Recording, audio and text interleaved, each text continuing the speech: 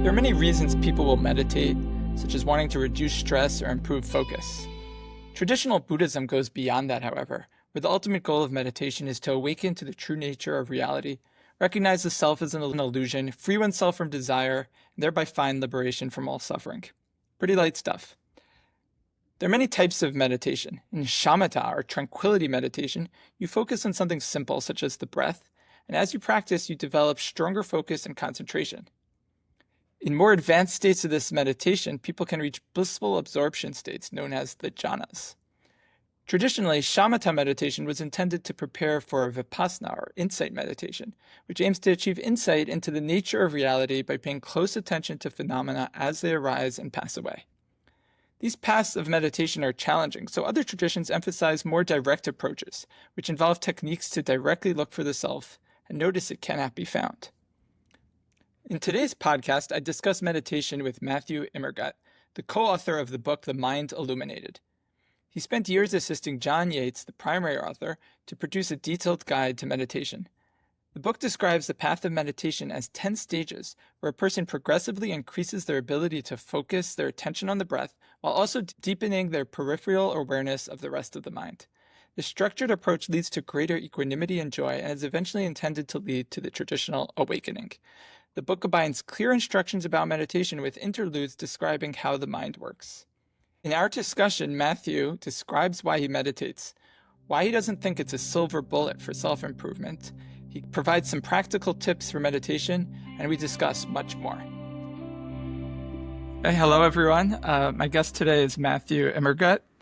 Matthew is the Associate Professor of Sociology at Purchase College and the co-author of The Mind Illuminated, which is a popular book on meditation that goes into deep details about the steps of meditation and also connects it with how the mind works. Matthew, maybe just to get started, can you maybe give me a brief overview of your background and how you got into meditation? A brief overview. Okay. That's tricky, but I can do it. It probably, I don't know why, junior high school, I probably tried to meditate. I remember this Time Life series of encyclopedias, and it was of the occult. And there was one of witchcraft, one of sorcery. And somewhere in those books, I think there was discussion of meditation. I can't remember the UFOs, all paranormal kind of stuff. And I gravitated towards it, sporadically. And then in high school, I had friends who were interested in it. And in college, also an interest, a number of experiences that happened in college, a lot of them in the context of nature. But it was really kind of post-college, postgraduate school that the dabbling became very serious. And so I don't want to go through all of that because it's just too much. It's not that interesting. But I think it really became serious when I did a Vipassana course, my first Vipassana course, 10-day. Are you familiar with Vipassana? Did you do a 10-day? No, I've signed up actually for the Mind Illuminated one, but I haven't taken it yet. So okay. I haven't done anything intense yet. This is in the tradition of Goenka, Sen Goenka, I think it's SN. And it's really like a meditation boot camp. What's interesting about the model is it's free and you only pay after you go through it, but you can't do less than 10 days. In any case, I think I talked about this with Amir on Awakening in his podcast, where it was an experience on that retreat with meditation that really transformed me and made meditation as a practice kind of central to my life. So I know I've skipped a whole bunch of stuff, but so it's always been there in the background and in the foreground at other times, but it was really that 10-day retreat where I just had some profound experiences, and I came out of that 10-day retreat being like, oh man, I had no idea of what was possible in this exploration of the mind. And from that, it was over 20 years ago. From that moment on, it's been kind of full steam ahead for sure. I guess if you're okay discussing it, where do you view meditation more as a secular practice, or are there certain beliefs that you've adopted with it, or how do you approach that? When you say secular, tell me what you're thinking. I could imagine someone meditating just because they feel that brings peace of mind, or maybe even other things like that, but nothing beyond that. And then on the other extreme, someone could believe every Buddhist belief connected to it. I see. I definitely don't approach it as secular, but I don't see any problem with that. Like, I definitely think if anybody who seriously takes the secular, like just I want a little more peace of mind, and they actually seriously engage in practice, I think that the kind of deeper questions will naturally arise out of that. And they don't necessarily have to be religious, they could be just existential. Like, well, what does it mean to be alive? What does it mean to be a limited being, a finite being? There was some physicist, Cox, who said, what does it mean to be a finite being in an infinite universe? And so I think those questions will naturally arise, even if someone's just coming in for peace of mind. I also think the other thing is that meditation doesn't always bring peace of mind. I think there's been a real marketing strategy about meditation as making you peaceful. And that's true, it can do that, but it also can stir really difficult stuff up. And probably the most difficult thing it'll stir up is having to look at how crazy the mind is. Like, people come in and they're like, I want to be peaceful. That's why I want to learn to meditate. It's like, you got to buckle up, because that's a ways down the road. I mean, for some people, it will work. I'm not saying for everybody. But for most people, they sit down and they're quiet and they watch their breath and they realize they can't watch the breath, and their minds are out of control. And then the problem is they think the meditation's making them out of control. But what we're really seeing for the first time is how insane our minds are. So I don't really equate meditation with peace, if that makes sense. Although, let me put a caveat with that. With Jon Kabat-Zinn and all of the great mindfulness teachers, there is a way to teach it where relaxation and gentleness and peacefulness is an important part of the process. It's just never really been the main motivator for me for engaging in the practice. It felt like I've got like a really powerful instrument. I was going to say a quantum computer, even though I don't even know what that is, but I know, But I've got a very powerful instrument, and I'm using it as a paperweight, right? Like, I'm not accessing the full potential. And again, I'm not saying that secular meditative quality is a bad thing. It's not. It's very appropriate and very helpful for a lot of people. It's just never been that interesting to me. Right. I mean, I guess in a second we could go more into like exactly what meditation is. But even if one is going beyond it being peaceful, there could be all these other beliefs, let's say as part of Buddhism, they adopt with it, or they could approach it more, like Sam Harris style, where they take it very seriously as transformative, but it's still somewhat secular in a way. So I was just wondering like how you view that. For me personally, I think there is some contact with the extraordinary, or some people call it the absolute, something sacred. I don't know what you want to call it, the divine, God. I mean, whatever, all those labels and names. There's something, I don't know, deep, profound happening when you learn to practice and meditate. And I wouldn't give it necessarily a label like God, or I just would say that something, to me, feels like something very sacred is happening. And when I think sacred, something different than our normal orientation, something different, like the landscape of possibilities opens up to what a human life means and what we actually have the capacity to contact. So for me, it's not a secular endeavor, but it's not like a really simple, like, oh yeah, I'm in touch with God or the eternal, or, all that language. I don't even have a language for it. But there's something more than just a kind of self-betterment happening, for sure. Like, that's not my goal, self-betterment, because it's not working. I mean, probably is working. I just don't have another me to compare, the one who doesn't meditate to the one who does meditate. Yeah. So, I mean, self-betterment. Like, that's probably why people, I guess that's what you're asking, like, do I do it for like kind of self-improvement? Like that kind of secular kind of like hacking the mind kind of thing. Is that what you're talking about? Yeah, like where do you view it? And then we could go more in detail, like, go I into don't that. know. It's a weird thing because I'm totally into hacking the mind. I think it's whatever that means, and it's kind of cool and fun. I think we live in a culture of silver bullets, and we're looking for the silver bullet to hack the mind. And, it just changes. 1 year it's CBD, the next year it's meditation. Then the year after that it's yoga, or breath work seems to be really, people are doing a lot of breathing. And I don't think there's a silver bullet. I don't believe that there's any silver bullet to transformation, to self-transformation, at least in my experience. I find that very often people who have, silver bullet experiences, which I'm sure they happen where they're completely transformed, sooner or later fall back to their old neurotic patterns. Maybe a little lighter, and they still have to work on them. So, in a way, meditation has revealed to me the willingness to be okay with being imperfect and all the flaws and all the shadows and all the messiness that I want to escape through meditation, that I want to hack out of the system. I don't think maybe it's hackable, in an easy way, but for me, the only thing that meditation seems to be helpful with is accepting what is.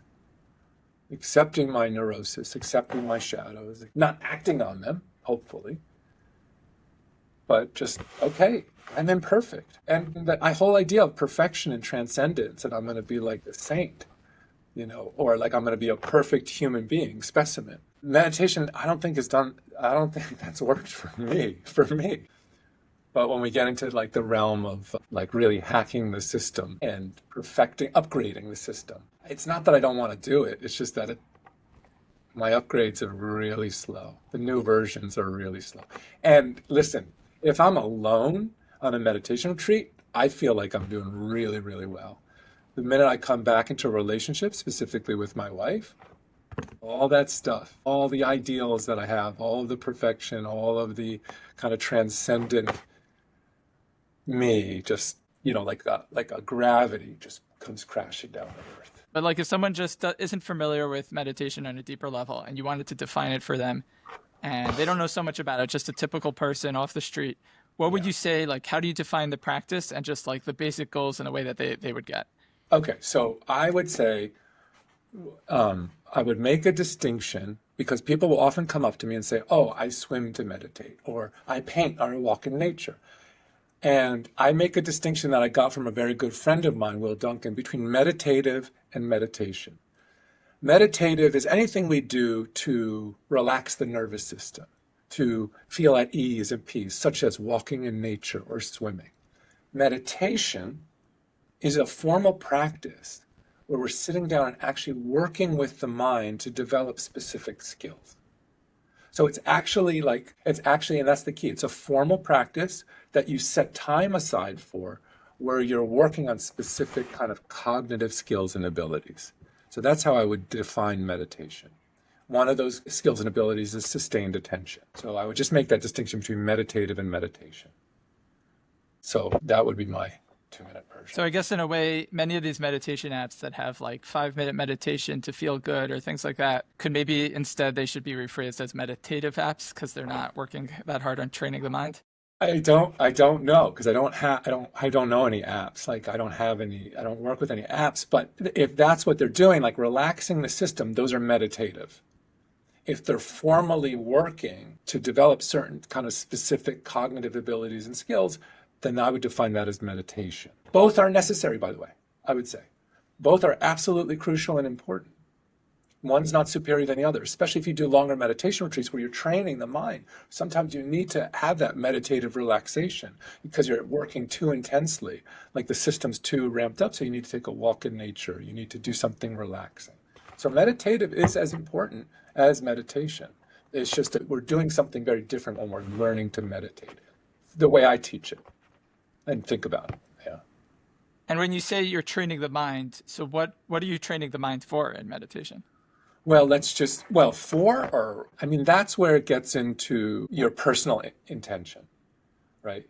You could train the mind. So what are the two kind of basic skills we're trying to work on with meditation? One is attention, right? Stability of attention, the ability to move your attention to where you want it to go, to keep it there for as long as you want, and to control how wide or how narrow. So those are 3 different skills just with attention that we're training in meditation, versus awareness, which is much more about mindfulness, awareness of what's happening in the mind, what's the overall mood, awareness of where attention's moving. Also, we're working on this global awareness simultaneously.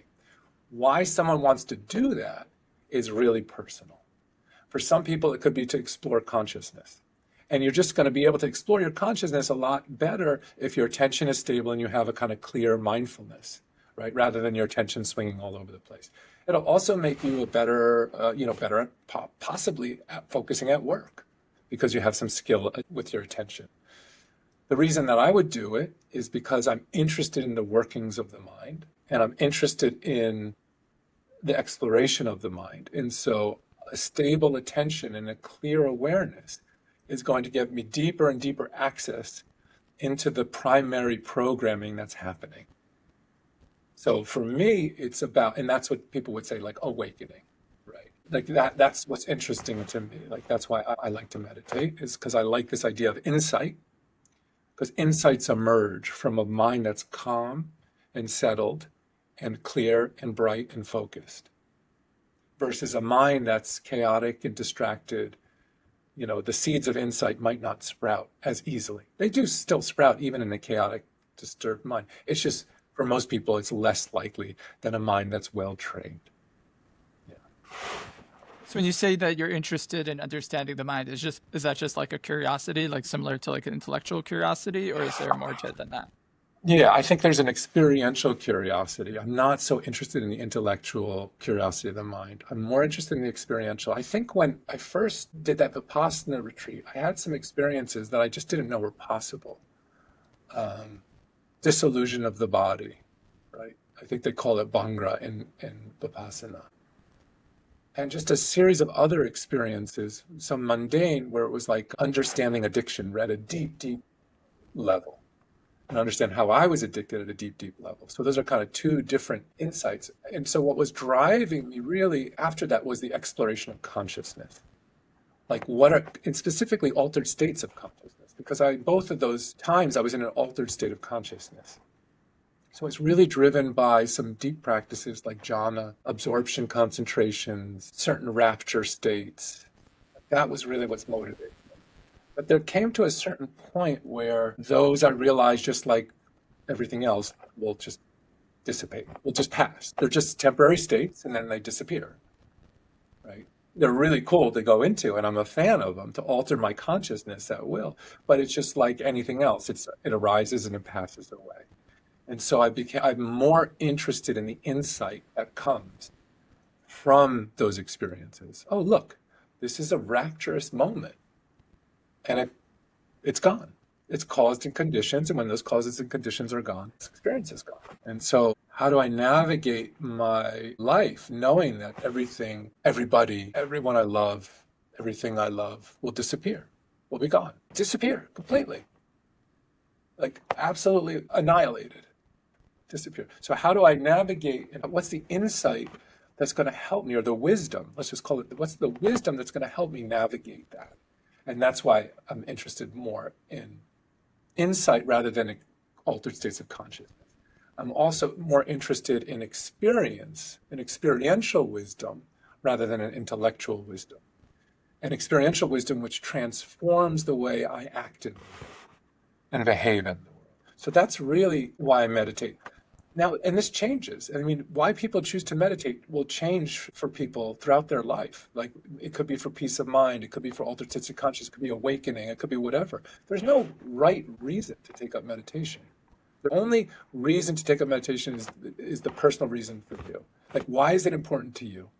That's the good reason. That's the right, correct reason.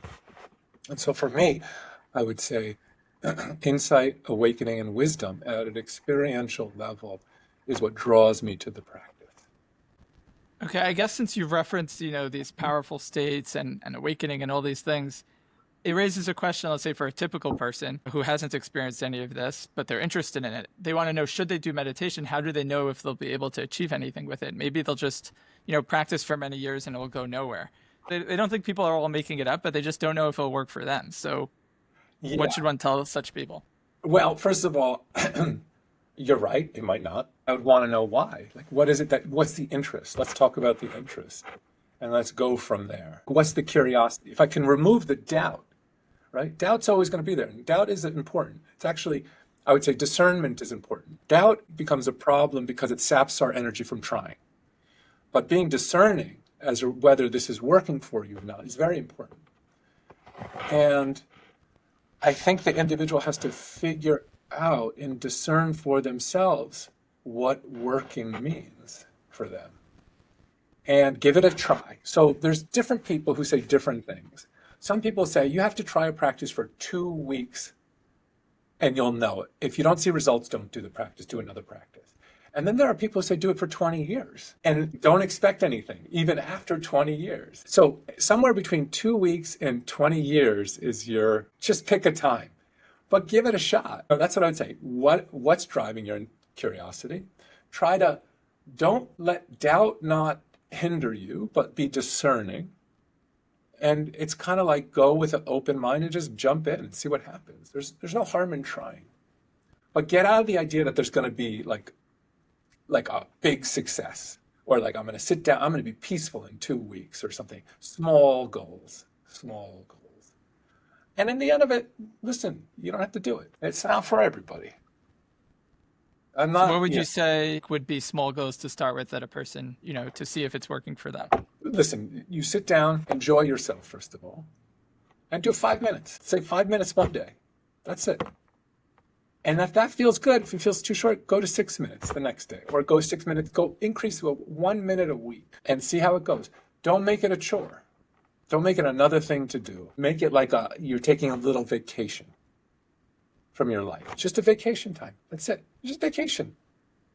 5-minute vacation. That's it. And then increase slowly and enjoy yourself. It's not always going to be enjoyable, but find the experiences that are enjoyable in it. Who was I listening to recently? That guy, Andrew Huberman. I was just curious I think he did a whole episode on dopamine.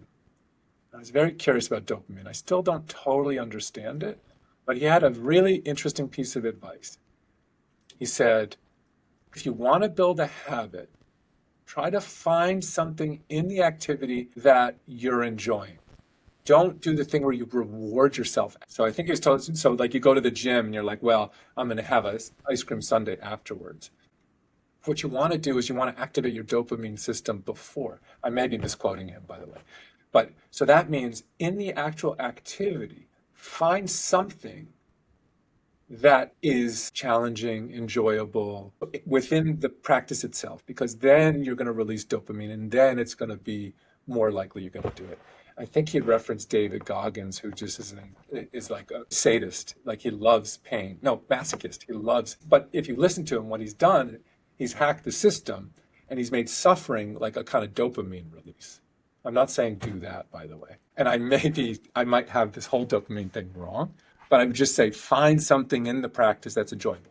And it can be, I just sat down and I breathed deeply and relax. And just that relaxation is tuning the mind. So that's what I would say to the person, to the busy skeptic. Right. I mean, I guess the question is, for most people, the idea of focusing on their breath or something similar just sounds painful to them. So I don't think they would see it as enjoyable. So I just wonder, is that just giving up on most people? And then I would talk to that person. Again, everybody's so different.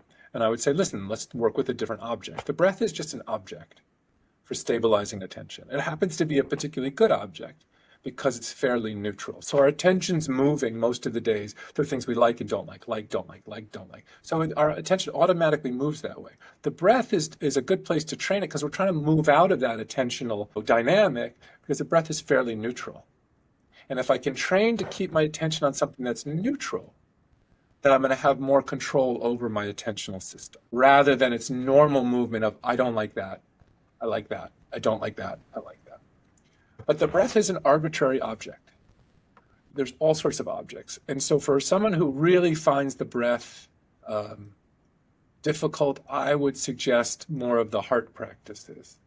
I would suggest focusing on love or on pleasure or on, they call it the Brahma Viharas in Buddhism, the divine abodes. And there's 4 kind of meditation objects: loving kindness, compassion, sympathetic joy, and equanimity.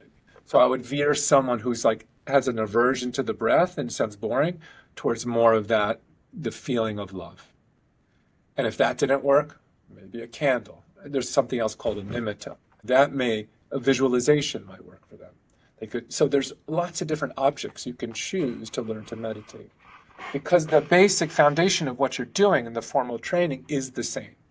You're going to put your attention on whatever the object is, and it's going to wander off. And you're going to have to bring it back. Right? And in the simplest way, that's going to happen no matter what the object is of your attention, whether it's the breath, whether it's love, it doesn't matter. You're doing the same thing. Yeah. So don't worry about the breath. Don't have to worry. Do something different. And I would work with you, or someone will work with you to find a different object. Right. I mean, I guess a related question, like that was just more people who haven't meditated yet, but even people who have meditated, like I know in my case, I did like follow the Mind Illuminated and focus on the breath. And then eventually I feel like I plateaued at it and I didn't achieve, anything so amazing. So it's also even there hard to know, like, do I continue at it? Is it something I should try something else? I'm not at the level, like I don't find it painful, but I didn't feel that I got, where I wanted to go. Well, so, I mean, this is a longer conversation where I would say, well, where did you want to go? What was your intention? I mean, some of it's the things you mentioned, achieving kind of these insights, or even on a smaller scale, maybe just having a deeper understanding of how thoughts and emotions just pass through and not self-identifying with them. And also the curiosity and, yeah, a whole range of those things. And so if you were to say, like, okay, in the Mind Illuminated system, it's very stage-based. What stage would you say you were moving through? So I guess I would say I'm around stage 3. Maybe sometimes I go into 4 or whatever, but like around that stage out of the 10 stages. Yeah. And so how long were you sitting for? Like on a day-to-day basis? Usually it's like 25 to 35 minutes, something like that. Okay. And in that 25, 30 minutes, how much on average, not your good sits, not your bad sits, but on average, were you on the breath, would you say? Not easy to tell, but would you say, like, out of the 25 minutes, you were on the breath 5 minutes, 1 minute, and then... No, it's most of the time my mind wanders, and then I bring it back, and my mind wanders, I bring it back. But I don't usually have, like, very long mind wanderings. Okay. So you were saying, it's like, so you have momentary concentration, the mind wanders, you bring it back. Right. Okay. And did you do the whole routine where you appreciated the return? I don't know if I did it deeply enough. I tried to, like, not have a negative thought. I'm sure there were, like, negative thoughts that crept in, but... Yeah, like, I'm not doing this right? Like, I'm not as far as I want. You see, so that's the deal, right? It's such an important point. That appreciation of the mind waking up from mind wandering. So you're on the breath, you're focused. You mind wander and you wake up. Remember, and this is really amazing, it's like, you didn't wake your mind up from mind wandering. There was just some part of your mind that woke you up. It was like you remembered to mail a check, or I have a check to mail. You remember to write an email. There was a part of your mind that said, hey, you're not doing what you wanted to do. You wanted to focus on the breath, and now you're off thinking about, whatever you're thinking about. And the minute that you're like, damn it, I can't believe this, you're basically telling that part of the mind, don't interrupt me when I'm mind wandering. You're chastising the very thing that's going to help you stop mind wandering. And so that's why we emphasize so much in the book, appreciate that moment when you realize, well, the mind realizes you're not doing what you wanted to do. Feel good about it. Relax. Be happy.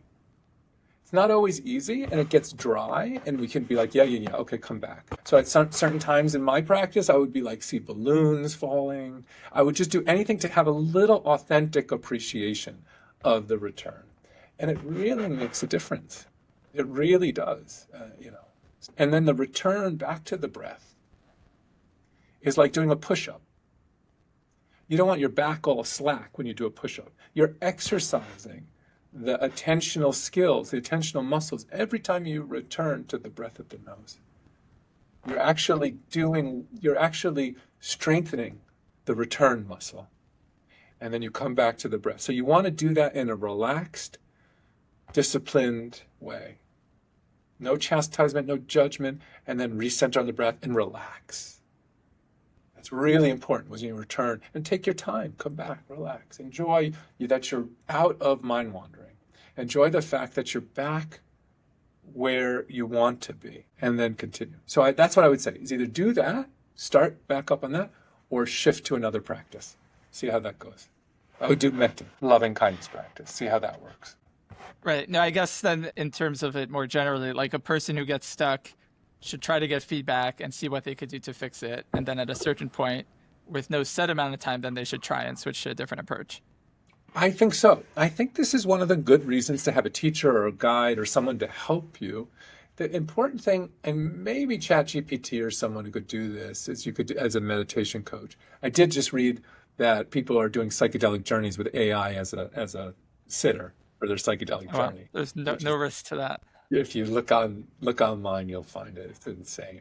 But I get you. Maybe you could use AI to do your meditation guide. But when I work with people, and when I'm also being guided by a teacher, the key thing is I understand something of your mind. Like I understand a little bit about you and how your mind works and what you're going to be leaning towards, what your disposition is. And I can listen to you, and then I can make a suggestion. You go and try it, and then you come back to me and we say, how'd it go? And you're like, it worked great. It didn't work at all. We tweak the system again. So I do think that's the benefit of having a teacher who understands your mind. And this is the other thing, is you have to have a common language too.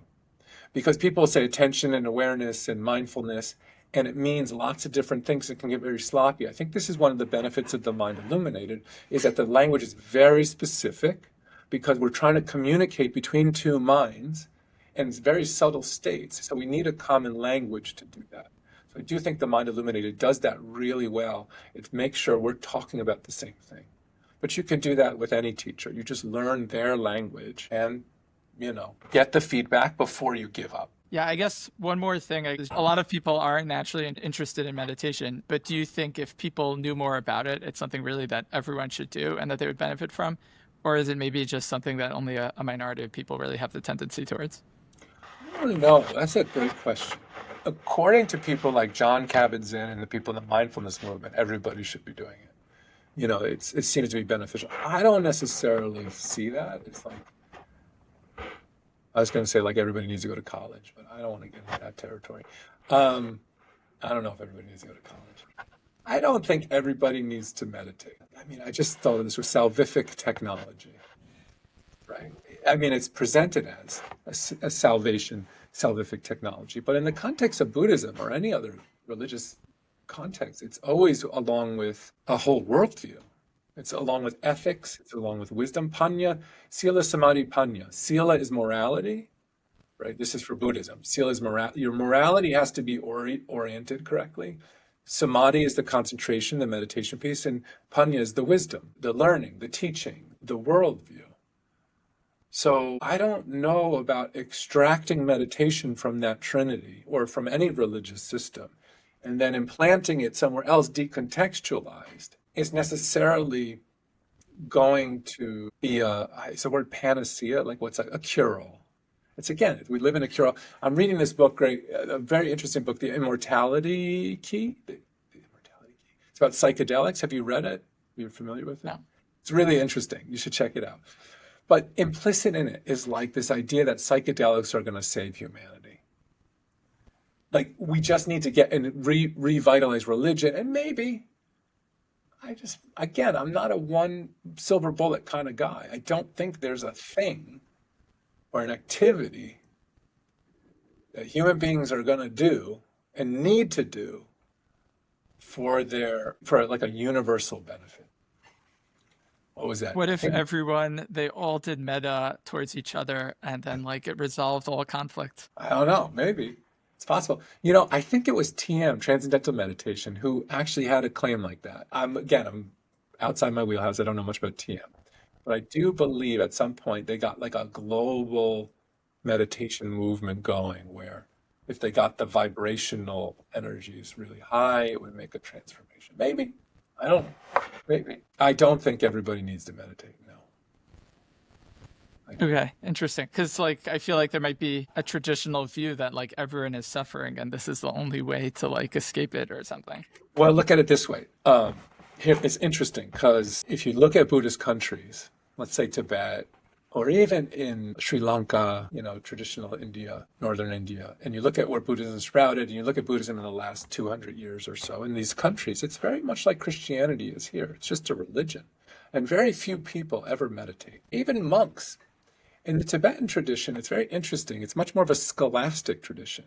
So when you get your Geshe degree, which is like your PhD in Tibetan, or in Tibetan philosophy or Buddhism, basically, you have a choice to make. You can either go the yogi path or the teacher path, right? You become a teacher. And the yogi path requires a 3-year, 3-month, 3-day meditation retreat where you take those teachings and you imbibe them in this deep meditative practice. As far as I understand it, very, very few Tibetans, at least traditionally, took the yogi path.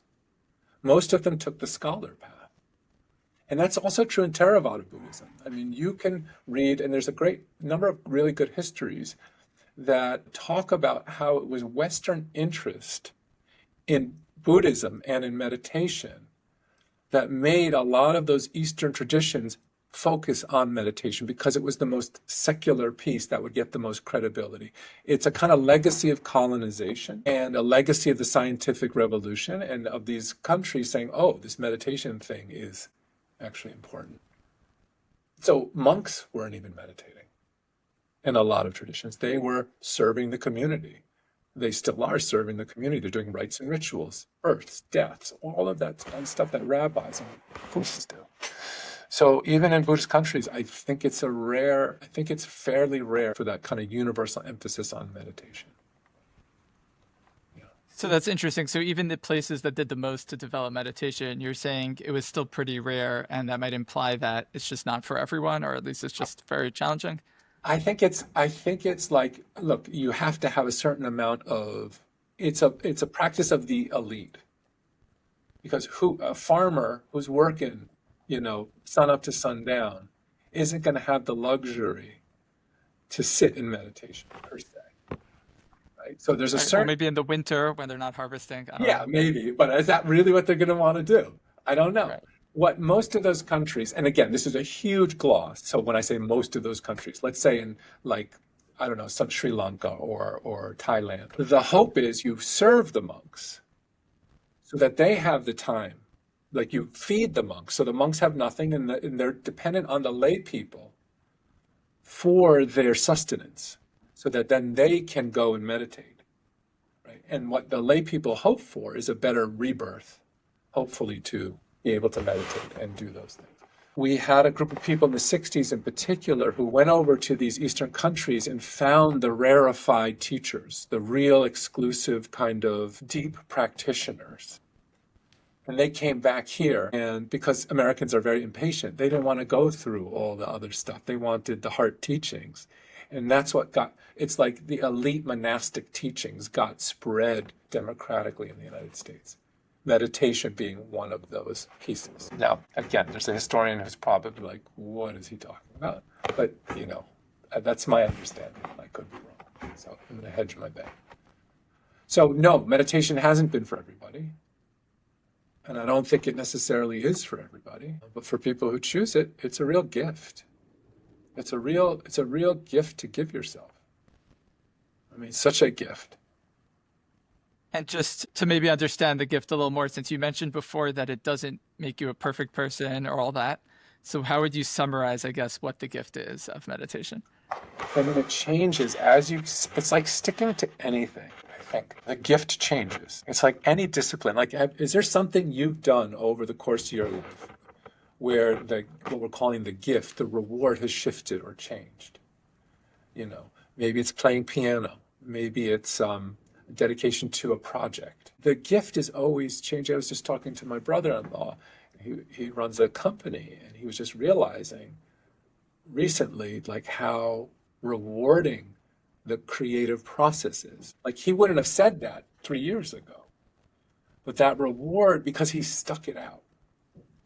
So there's no kind of universal gift of meditation. I think it's just it's like sticking to anything and being receptive and open. You're going to discover something. I think with meditation, for me, the gifts have always just changed. They've just shifted, sometimes in a year, sometimes in a month, sometimes over 5 years. And just lately, I've just been so grateful to be able to just sit still, just to have that refuge of just sitting still and just allowing whatever's happening and just be able to do that. This has felt like such a gift. And I wouldn't have said that 3 years ago. I would have been more driven. I'm much more interested in jhanas or whatever. I think somewhere in the Pali scriptures, the Buddha says, it's good in the beginning, it's good in the middle, and it's good in the end. And he's talking about Buddhism, but I would say practice, spiritual practice of any type. It's good in the beginning, it's good in the middle, and it's good in the end. Yeah. I'll give you one more example. I might have told you this. Uh, After college, I was about 3 years in the Orthodox Hasidic world. And Baal Tshuvas, returnees. I was within that realm. I think you're pretty familiar with Baal Tshuvas, people who are returnees. And I remember I met this rabbi. He was like, especially, it was like halacha, on kitchens, like koshering kitchens. But he was a Baal Tshuva, in Chabad. And I remember having a conversation with him one night, and he said,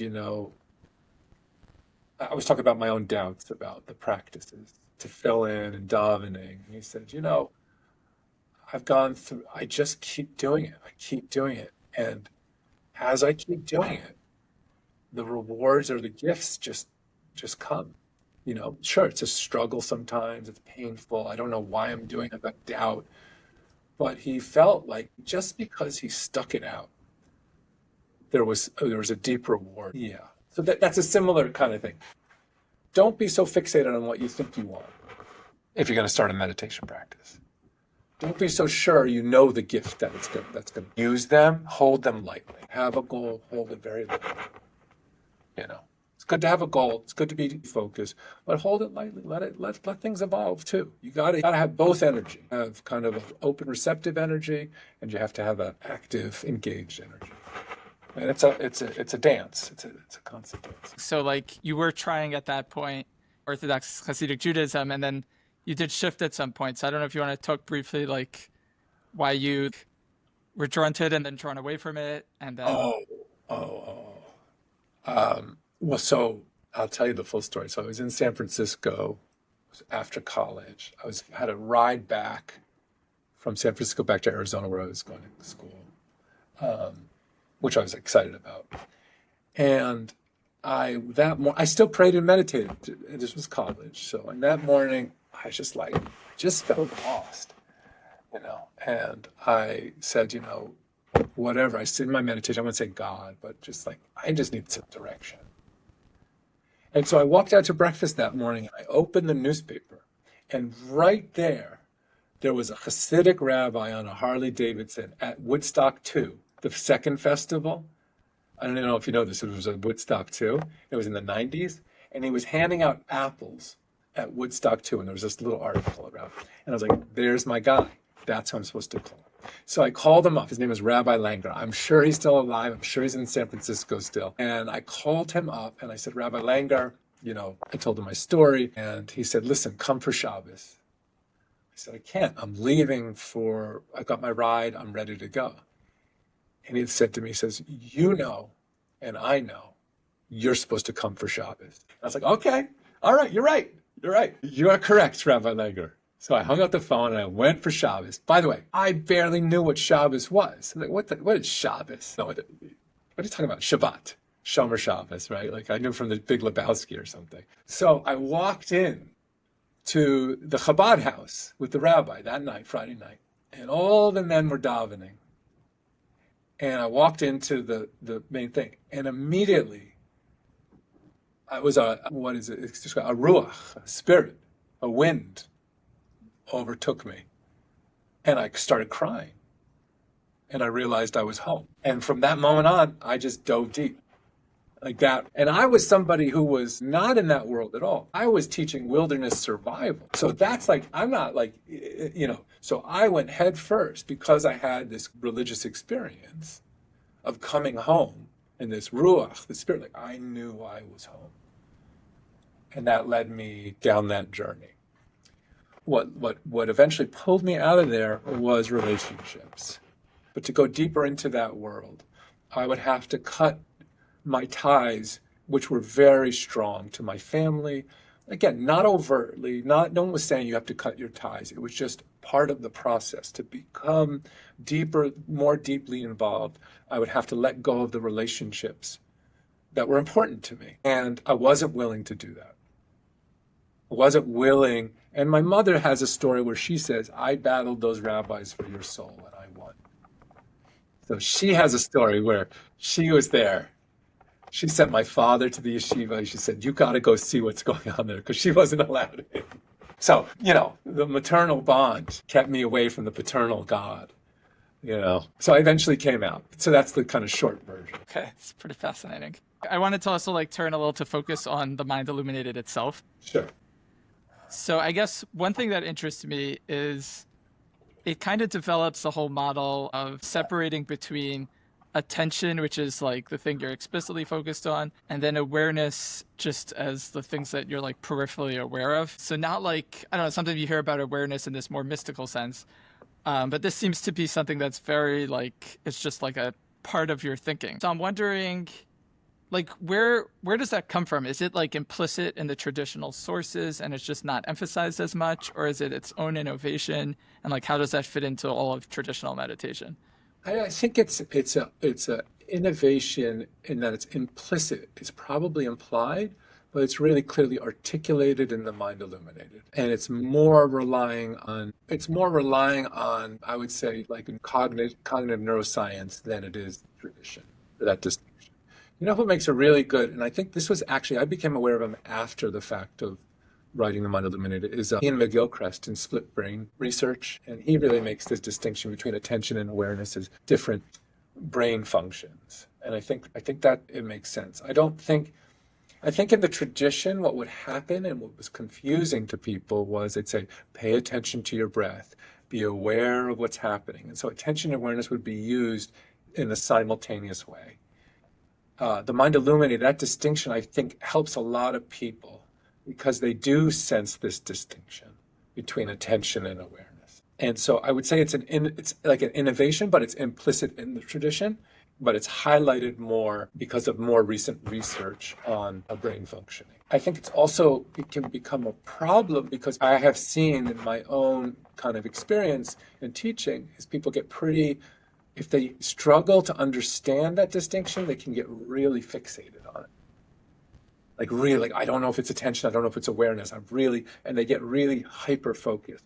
And in that situation, it's really important just to relax, to not get so fixated.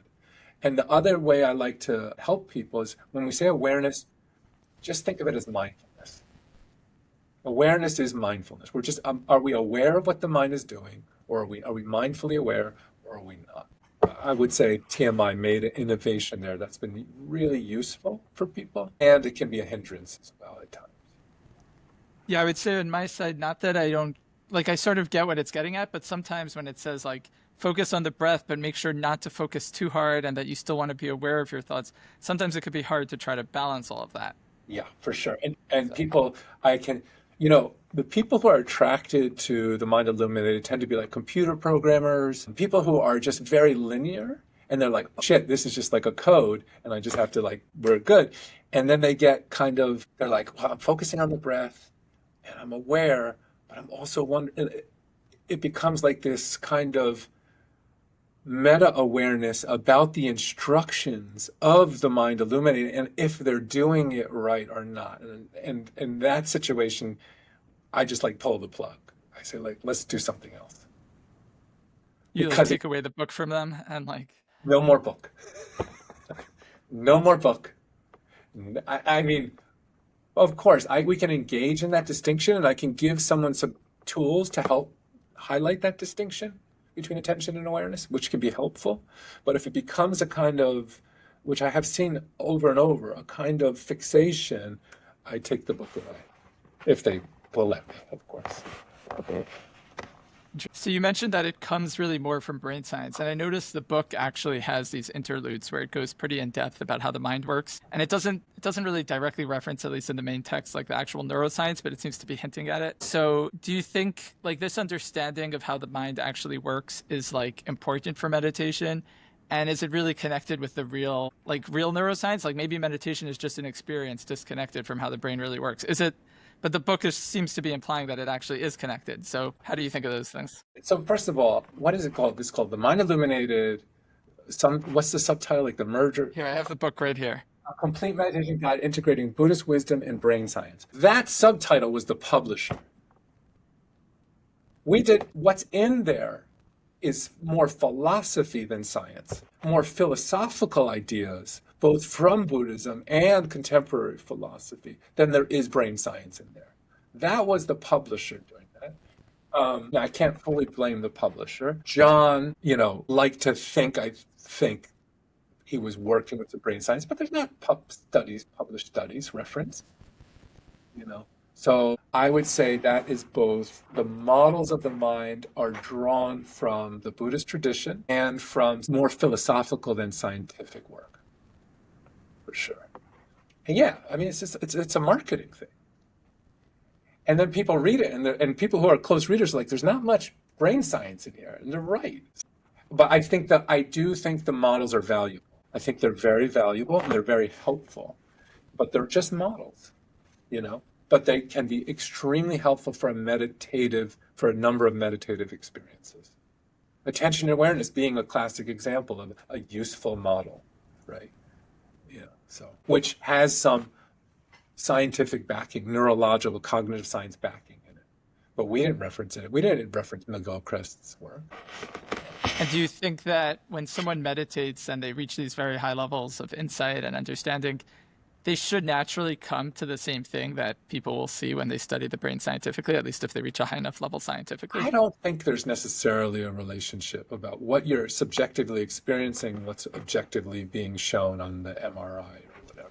I mean, that's a deep question, and I don't feel like I'm able to answer it, because I just don't know the science that well. So your question is, let me make sure, is the subjective experiences that you're having at high levels, high states, somehow explanatory or helpful for the scientific models of mind? Well, will they converge on something similar? Since if what you're doing in meditation is seeing the truth in some way, if that's what it is, then in a way they should converge, because even if they're approaching it from different sides. Yeah, I mean, maybe. I mean, there's one book that I'm thinking of. It's called No Self, No Problem. I don't think it's a Buddhist book. I think, well, there's another one, the self illusion, which is a science-based illusion, how the self is a product of the brain. It's a construct. And Buddhism will say the exact same thing, right? Like the manifestation of a self, a separate individual self that's stable and solid and continues stably and solidly through, is an illusion. And I do think there is some scientific evidence based on studies that show that the self, that's one example, is a construct of the mind rather than a substance or a thing in the, I think, yeah. So I do think in that case, there's probably some overlap, but I don't know about other states. You're dealing with different realms, or different levels. I can understand neon gas and the activity of neon gas very precisely from a chemical perspective, objectively, like understand the nature of neon, how it works, whatever its dynamics are. But that's not going to tell me anything about a neon sign that says eat at Joe's restaurant. And it's not going to tell me anything about the hungry person who sees the neon sign eat at Joe's restaurant. It's a different kind of meaningful level than the objective neon gas that we're looking at here. Both are true, both are accurate, both are very different in what they're discovering. And I would say that eat at Joe's is more what we're looking at when we're the meaning of that versus the kind of chemical action of neon gas. That's my kind of unprofessional response. So there's aspects to experience that maybe science doesn't even explain or isn't trying to explain, and that meditation might be going for. I think so, for sure. Yeah. And maybe there's more and more overlap happening, but, subjective states, non-empirical states, or subjective states are, experiences of God, as far as I know, are not a science. We're not really able, as a science, as an empirical practice, to discuss the non-empirical. I don't know. I don't think the Buddha knew about brain science. I don't think he understood synapses. I don't think he understood the way chemical dopamine uptake inhibitors help his practice or hinder his practice. Another thing in the book, I guess, is it's focused more on like concentration or like shamatha meditation, and only a little bit on more like, Vipassana and insight meditation. So is it just that that's like preparation for it and you're expected at the end to do it? Or because there are people who also go directly, to Vipassana. So I'm wondering how how it was viewed in the book, and is that like, is that the best path for most people to do it that way? I think most people take it as a shamatha book. It's really, we intended it to be both, but it's clearly weighted on the shamatha side because that's where most of the instruction was needed. Theory though, I think John always thought of it as a shamatha vipassana practice. And the vipassana piece is the awareness piece, the mindfulness piece. In other words, as you're developing your attention, you're also developing your mindful awareness. And in that dynamic, you're always open to the possibility of insight happening because you're aware of the movements and activities of the mind. And I think somewhere in the book we say insight is an accident, and meditation makes you accident prone, or awakening is an accident. And all meditation is doing is making you accident prone. So that means that insight and awakening can happen at any stage. It really can. It can happen spontaneously. For some people, I know people who it happens to, but for most of us, we're going to have to work on it. And if we were just developing shamatha, concentration, we would just be singularly focused. But in the TMI practice, there's the singular focus and the mindfulness. Therefore, the possibility of insight arises. Most people don't take it that way, To do insight practice, you do need some stability of attention. You do. I think it works better. I think that if you've got the skill set from stage 4, even stage 3, you've stabilized your attention more. You're just going to engage in insight practices with a greater ease. So I think that's where the book leans, and I would lean someone towards that. I would say, look, you could start an insight practice, but let's develop some basic musculature of your skills, of your attention, just to stage 4. We don't have to worry about stage 6 or any of that other stuff. Just to stage 4, and then you can do insight practices, whatever you want. But because you're going to have that stability of attention and that mindfulness, that's just going to be beneficial to then shifting over to insight. Yeah, that's interesting because in the book it seems more geared at like, oh, you reach these very high levels, and then when you're at the very high levels, like in later stages in the book, then you notice these very fine things that you don't notice before and how the mind works, and like very low level details that usually are hidden from the mind, and then that helps you go towards insight. And that seems to be like the main approach, but you're saying that there's sort of like this implicit approach. I mean, that's the mystery, right? See, it's a strange thing because like we're talking about accidents, awakening is an accident, and meditation makes you accident prone. If you just think about insights when they come, in general, they come when you're least expecting them, when you're relaxed, right? They always talk about people in the shower having insights. And there's been a lot of studies on how people have insights, or what is the criteria or the precursors to insight. But the strange thing about meditation is that what you're kind of really doing, you're really learning to let go. And it's almost like you're doing all this work to learn to let go. And when we let go, that's when insight and awakening happen. The problem is that if you try to let go, you're trying. There's a great book, I think it's called Trying Not to Try. And in the beginning of it, he talks about this science game, Mind Ball. And you have two people, it's in the science museum, two people sitting next to each other. They have headbands on, and there's a metal ball in front of them. And the only way that metal ball will move forward is if you completely relax. So you've got two people completely relaxing, and the ball goes, and then they get excited, and then the ball stops. Right? And that kind of gets at the dilemma we're facing here, is that we're working really hard, in a sense, not hard, skillfully with the mind, training it. And ultimately to do what? Is just to let go. So there's like a deep kind of spiritual koan or paradox there, that at these higher states where you've learned to refine your consciousness to such incredible degrees, the aim isn't the refinement of consciousness. The aim is to release the tightness of being. And that probably can happen at any point.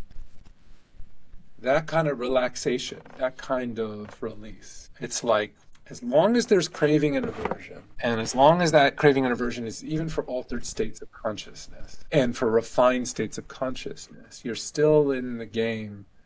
It's still in the craving game.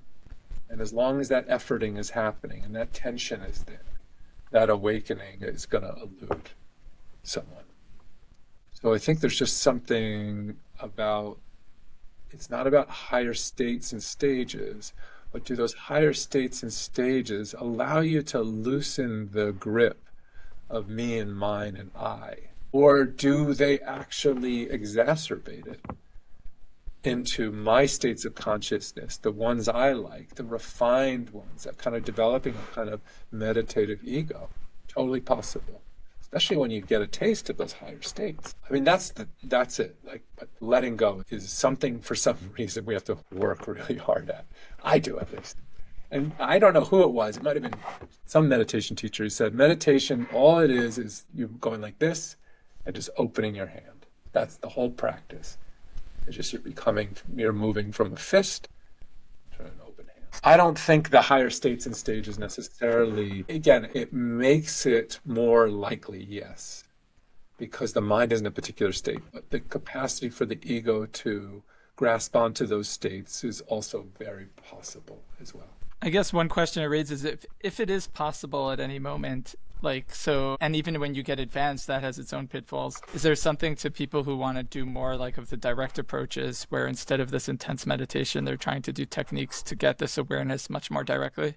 Yeah, I think there are. I'm not in any way, like, I don't really know those techniques. I mean, there's like Advaita Vedanta, like pointing out directions. I think Sam Harris is really big in this, like the awareness of, just being aware. In the headless way, I love all that stuff. And I'm not super familiar with it. And I've certainly had those experiences, and those are accessible. But I think there's something deeper. And I think the notion of Buddhist emptiness is pointing to what's deeper. It's like, that's still, like, what we're looking at is fabrications, constructs. And even the, that awareness that's always present, that not doesn't me, it seems to still be a fabrication. And what's beneath that? That's really interesting to me. What's beneath the fabrication of this moment? And what Buddhism is saying is emptiness. And that rich source of whatever that might be, what is it in the Torah, in the beginning of the Old Testament, tohu vavohu, void and emptiness, or however you want to say it. There was nothing. Formlessness. I think so I don't know about the direct approaches. And for some people it'll work great. And for other people, I think they're really pointing out instructions. That's what it's called. That's why I was trying to. I think it works really great for people. And, I'm a fan, but I don't really, that's not what I'm super practicing per se. So it kind of is something worth trying, but it might not work, and it also might not get to the deepest truths that you think or a hardcore meditation could get to. I don't know. It's possible. I could be totally wrong. It's just, for me, I find, in some ways I don't even know what I'm looking for anymore. I don't even know I'm just sitting. Okay, I don't know what I'm looking for. I do think there are some real clear traditions that have what you're looking in the Theravada tradition, very clear 4-stage model. In the Zen tradition, very clear Kensho and Satori. And so those all sound great to me. I'm interested. I'm definitely interested in all of that. I think what's dissipated is the belief of perfection. That somehow I'm going to have some experience which is going to remove all of my imperfections. That there's not going to be a personality left. I think that's the model I think we inherited, and I think that's the model that's often promoted in the traditions, is like awakening is the perfection of a human being. And I think that we see over and over and over people having genuine awakening experiences and still acting really badly. So, and maybe when I become awakened, of course there will be an I that becomes awakened, I'll be like, you know what, Ari, I was completely wrong. There is perfection. I am awake. That's when we know to be nervous, once you think that. I mean, probably. I don't know. It's very confusing. The whole thing, the whole topic of awakening is very confusing. Do you think, since we're just touching on this, people who reach these very high states, either awakening or something close to that, it just is an internal bliss or internal realization that doesn't translate into them necessarily being good because they still sometimes do these bad things? Or is it just that more likely they'll be good? I don't know. Like what does it accomplish if there are so many cases where they do bad things afterwards? Yeah. I mean, it's like I'm not worried about other people. I'll see it when I get when I get there. I'll worry about it then. So it doesn't stop me from practicing. Like I don't really I still find again the rewards of practice are good in the beginning, good in the middle, good in the end. It's the difference though between states and traits, right? We can get into very high meditative states and they're impermanent. Is it possible for those states to become deep traits of our personhood? I think so. But looking at the evidence of people who have claimed certain states that are now traits, or maybe that's what it is. Maybe they're having states of awakening, but they're not necessarily integrated into traits. And maybe that's where the real work happens, is digesting those insights in that awakening. It's kind of like psychedelics. You get really profound experiences on psychedelics. But if you don't integrate them into your life, it takes work. That's like the hard work. Dealing with all the personality stuff. But I'm not open to this idea that there are experiences which radically shift the trait system at the deepest level. I just don't know anybody who that's happened. Right. I guess it also raises the question if even people who reach these, they reach these high states often do these bad things. It doesn't seem like then it's worthwhile to go through the whole meditative path. At least if that's the goal, is to avoid doing anything bad. There are more direct ways one could work on themselves, right? It's true. And it opens a really important question. And that's the complicated one. It's like, well, is it worth it? If the gurus and the masters are, fornicating and drinking and acting badly, why am I working so hard for some state that may never become a trait? And certainly doesn't, make my effort necessarily. Like I don't want to effort that. Like doubt can come in, the hindrance of doubt. And that's the problem with teachers who fail. That's the problem with gurus who act badly, is they sow the seeds of doubt in their disciples. And that doubt is really destructive. It can be. It can be. Personally, again, I don't like when teachers fail. It's deepened me as I watch the process of enlightened masters. It deepens my questions. It deepens me to ask what's really going on here, what's really needed. And so it's just the curiosity about that, which I really don't have an answer to. I guess maybe one way to look at it is it seems pretty clear that people say that they get, relief from suffering and these insights into, consciousness and experience. And then hopefully it will spill over into, good traits too. But there's no guarantee of that. And one has to independently, I guess, work on that regardless. I think so. And plus for me, most of my wounds are not from being by myself. Most of my wounds are relational. I don't think meditation will necessarily heal in a fundamental way those relational wounds. I think only being in relationship with myself and with other people in an authentic way may help me heal those. So in that sense, I don't think meditation necessarily is going to heal those broken parts of us that are relationally damaged.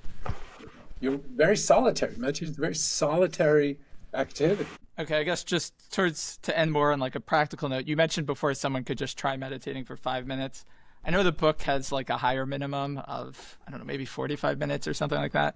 So do you think they start at 5 minutes and then they need to work their way up to 45 minutes? Or are there benefits they might see earlier on? Just in terms of practically what someone should try. I would suggest trying whatever. This is what I say. Whatever is that amount of time where you're not efforting consistently. Meaning, if 5 minutes feels good to you and you can leave feeling good with those 5 minutes, great. If 5 minutes feels like at minute 3 you're efforting and it's like looking at the watch and that's consistent every time you sit down, then go down to 3 minutes. and work your way up. The minute that you have willpower in trying to sit, it's going to fail eventually. If you're using willpower to sit for a certain amount of time, it's going to not be sustainable. What you have to do is find a sweet spot for yourself and work up the time. But the working up is going to be organic. It's going to be at its own pace. It's going to be at its own time. And you just need to be gentle with yourself. There is no ideal. There is no idea. Will you go deeper in 45 minutes? Yes. Will you also maybe burn out because you're forcing it? Absolutely. Will you go deeper on a retreat? Absolutely. Might it be too much for your system? Absolutely. Someone's got to be discerning, but don't push it. Less is more. Less is more, for sure. Right. I guess just one question there is like so many skills in life, you need to push yourself and have deliberate practice and work at it to really advance at it. And so it seems meditation is somewhat similar, but then it seems it messes it up if you push too hard. So how do you balance that? I think it's also push too hard in anything. You're going to burn out. I mean, think about it. Like if you push really, really hard without break, you're going to burn out no matter what it is. Yes, deliberate practice. Yes, it's going to be hard at times, for sure. But if there's not a moment of respite, of relaxation, and someone other than the exceptions like David Goggins, right? Like there are people who can just push. Most of us are going to burn out with that. So I think that meditation is a balance like everything else. Practice hard, not hard, but smart. Be diligent, but don't forget to relax and enjoy the process. Okay, so I guess maybe one way to view it is some level of effort, because otherwise you'll just do 1 minute and never get anywhere, but to always make sure it's balanced with like enjoyment and, some kind of where it's like a positive experience overall. That's right. We need a drill sergeant and we need grandma. We need the drill sergeant to say, you need to meditate. Enough of this, Ari. And we need grandma. Grandma, I need some cookies and milk right now, and I need to be wrapped up in her caftan or whatever it's called, Afghan, right? You need both those characters in your life. If just the drill sergeant's there, it's going to grind you into the ground. If just grandma's there, you're going to be sitting around with cookies and milk all the time. You got to figure out, as a practitioner, what are you needing right now? Are you needing a little grandma, or are you needing a little more drill sergeant? Okay. Yeah, I think that covers the main things. Thanks so much for this discussion. It was very enlightening. I hope it'll be enlightening also for the listeners.